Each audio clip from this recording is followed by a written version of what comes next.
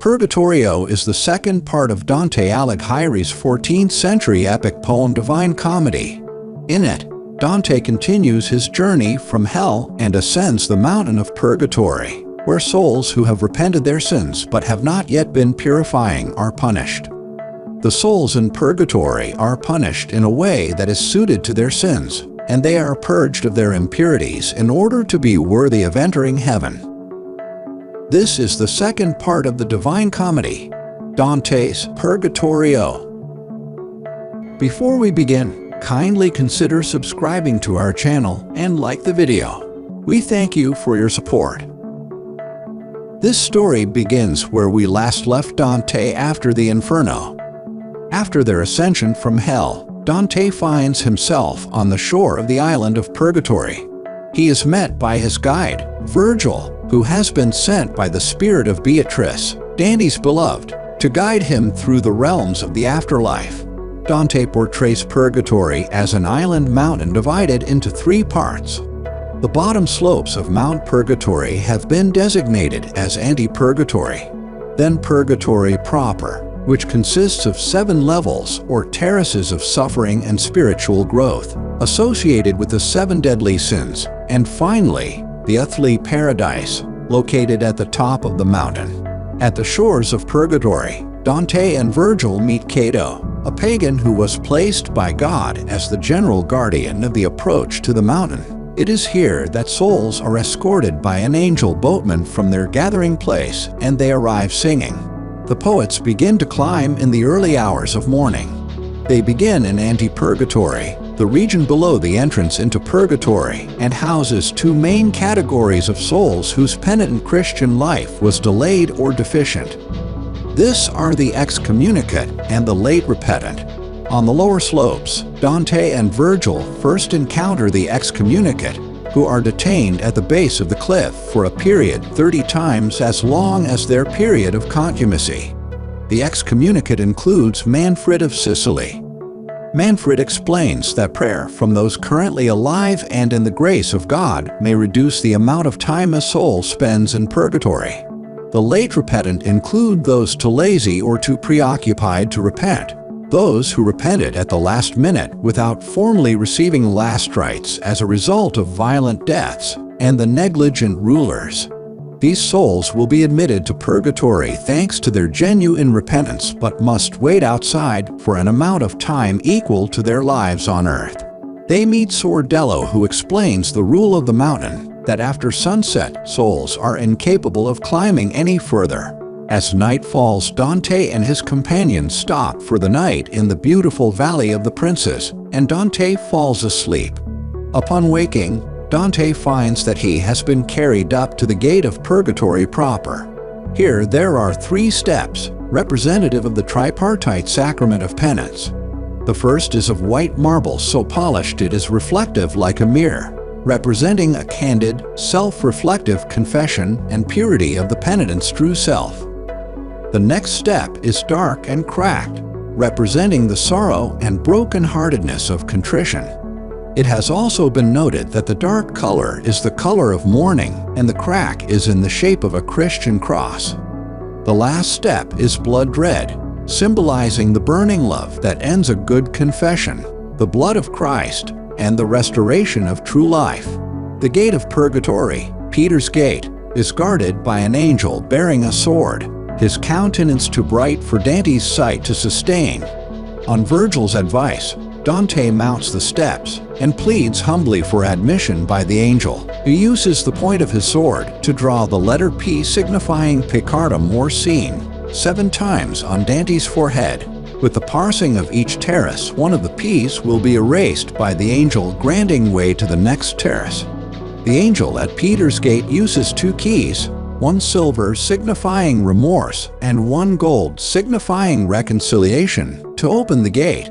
Both are necessary for redemption and salvation, and as the poets are about to enter, they are warned not to look back. After passing through the gate of Purgatory proper, Virgil guides Dante through the mountain's 7 terraces.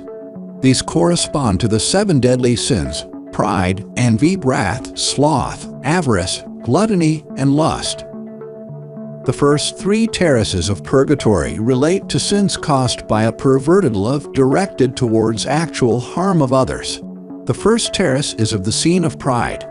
Dante and Virgil begin to ascend this terrace where proud souls purge their scene. They see beautiful sculptures expressing humility, the opposite virtue. The first example is of the Annunciation to the Virgin Mary, to the angel Gabriel. Then next, from classical history, where the Emperor Trajan, who once stopped his journey to render justice to a poor widow. Dante and Virgil meet the souls of the proud, who are bent over by the weight of huge stones on their backs, walking around the terrace.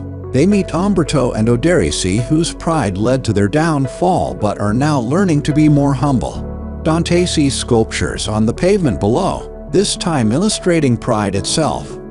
The sculptures show Lucifer, the Tower of Babel, King Saul, King Rehoboam, and others.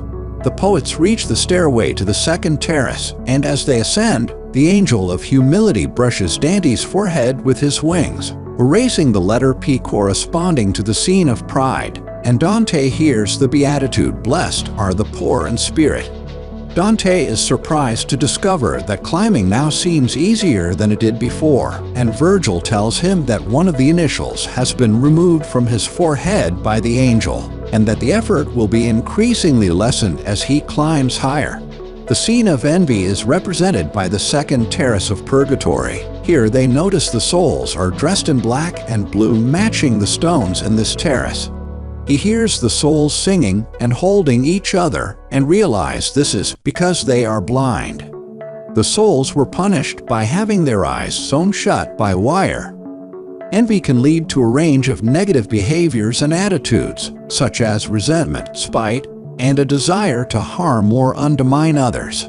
Souls on this second terrace undergo through their own forms of penance and learn to cultivate the virtue of generosity in order to purify themselves of their scene of envy. They meet with Sappia Salvani, who responds by telling of her life, most notably her sinful expression of gratitude when her kinsfolk fell to the Florentines. Dante and Virgil hear voices in the air that include examples of envy. They hear of the example of Aglaros, who, according to Ovid, was turned to stone because she was jealous of Hermes' love for her older sister Herse. They also hear of the biblical example of Cain, not for his act of fratricide, but for the jealousy of his younger brother Abel that led to it. As the poets continue walking westward along the terrace with the sun in their faces, a dazzling brightness suddenly smites Dante on the brow, which he supposes is caused by the sun. But when he shades his eyes from it, the new brightness persists, and he is forced to close his eyes, signifying the blindness of the souls in this terrace suffer. Virgil reminds him that the approach of an angel is still too powerful for his earthly senses, but says that this will not always be so. The angel of charity, having brushed away another P from Dante's brow, invites him to mount to the next terrace. On the third terrace of the raffle, examples of meekness are given to Dante as visions in his mind. He sees the Virgin Mary finding a young Jesus in the temple, whereas most parents would be angry at their child for worrying them. Mary is loving and understanding of Christ's motives behind his 3-day disappearance. He also sees the wife of Pisistratus, who wanted a young man executed for embracing their daughter, to which Pisistratus responded, "What shall we do to one who didn't injure us, if one who loves us earns our condemnation?" The souls of the wrathful walk around in blinding acrid smoke, which symbolizes the blinding effect of anger. When the visions have passed, the angel of peace appears to greet them. Again, the brightness overpowers Dante's sight, but he hears the angel's invitation to mount to the next terrace and feels a wing brush his forehead, erasing the third P. Then follows the pronouncing of the beatitude, "Blessed are the peacemakers," and the poets leave the third terrace just after nightfall. While staying on the fourth terrace, Virgil explains to Dante the organization of purgatory. The 3 terraces they have seen so far have purged the proud, the envious, and the wrathful. On the fourth terrace we find souls whose scene was that of deficient love, that is, sloth or acedia. Since they had failed in life to act in pursuit of love, Sloth tends to lead to a range of negative behaviors and attitudes, such as procrastination, neglect of one's responsibilities, a lack of ambition or drive, spiritual laziness, and a lack of caring leading to sadness. The souls of the slothful are punished by being forced to engage in ceaseless activities as these souls run around the terrace, symbolizing the virtue of diligence. Dante's second night's sleep occurs while they are on this terrace, and Dante dreams shortly of a siren, a symbol of disordered or excessive love represented by greed, gluttony, and lust. Upon awakening from the dream in the light of the sun, Dante is visited by the angel of zeal, who removes another pea from his brow, and the two climb toward the fifth terrace. The last three terraces are for those who sinned by loving good things, but loving them in an excessive or disordered way.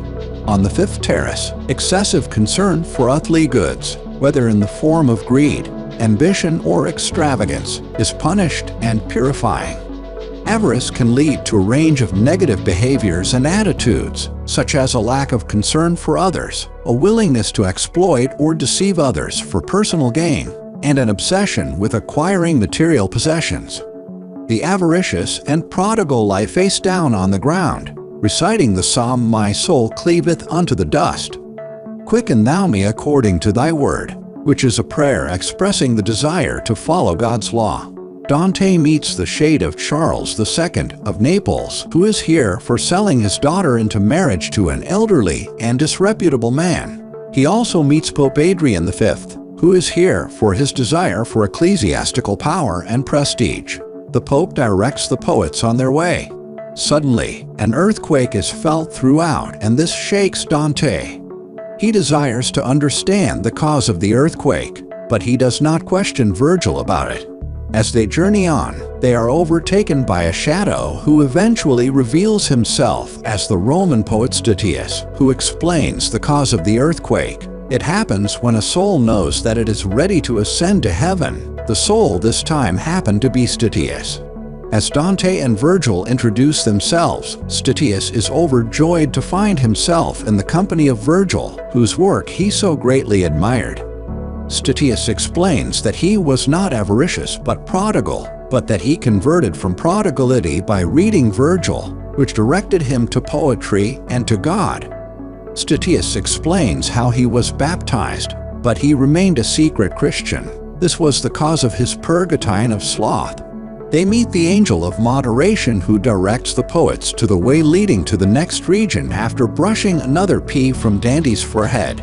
The three poets begin to circle the sixth terrace, where the gluttonous are purged, and more generally, those who overemphasized food, drink, and bodily comforts. They are starved and skinny souls in the presence of trees whose fruit is forever out of reach. They hear examples of the virtue of temperance here given by voices in the trees, such examples like when the Virgin Mary shared her son's gifts with others at the wedding at Cana, and of John the Baptist, who only lived on locusts and honey. Dante is greeted by the angel of temperance, whose brightness is like the red glow of molten metal or glass. Showing the way up the mountain, the angel removes another pea from Dante's brow with a puff of his wing, and he pronounces the beatitude, "Blessed are they who are so illumined by grace that the love of food does not kindle their desires beyond what is fitting." The three poets leave the sixth terrace and begin their ascent to the seventh terrace. The terrace of lust, the final terrace of purgatory, and the final vice of excessive love, has an immense wall of flame through which every soul must pass. Souls repenting of misdirected sexual desire call out in praise of chastity. Two groups of souls run through the flames, calling out examples of lust, such as the events in Sodom and Gomorrah. Shortly before sunset, the poets are greeted by the angel of chastity, who instructs them to pass through the wall of fire. Dante is reluctant, and the angel assures them there is no death in purgatory. Virgil finally persuades Dante to pass through the intense fire, and after the poets pass through the flame, the sun sets, and they lie down to sleep on the steps between the final terrace and the earthly paradise. Dante awakens with the dawn, and the poets continue up the rest of the ascent. At the summit of Mount Purgatory is the earthly paradise or Garden of Eden. It represents the state of innocence that existed before Adam and Eve fell from grace. Here Dante meets Matilda, who prepares Dante for his meeting with Beatrice. They witness a procession where the characters are walking symbols rather than real people. The procession consists of 24 elders, 4 animals with 6 wings as plumage, a chariot on 2 wheels bearing Beatrice, which is drawn by a griffin, 3 dancing women wearing dresses in red, green, and white, 4 other women dressed in purple, 2 elderly men, 4 humble men, and when all the rest had passed, a lone old man. Virgil tells Dante he can no longer serve as his guide. He has nothing more to teach Dante, because he cannot explain or understand divine grace. Beatrice, by contrast, is capable of teaching Dante the meaning of that grace, because she is Christian and endowed with understanding by God. Dante is sad that he has to part ways with his companion as they have been through many journeys together.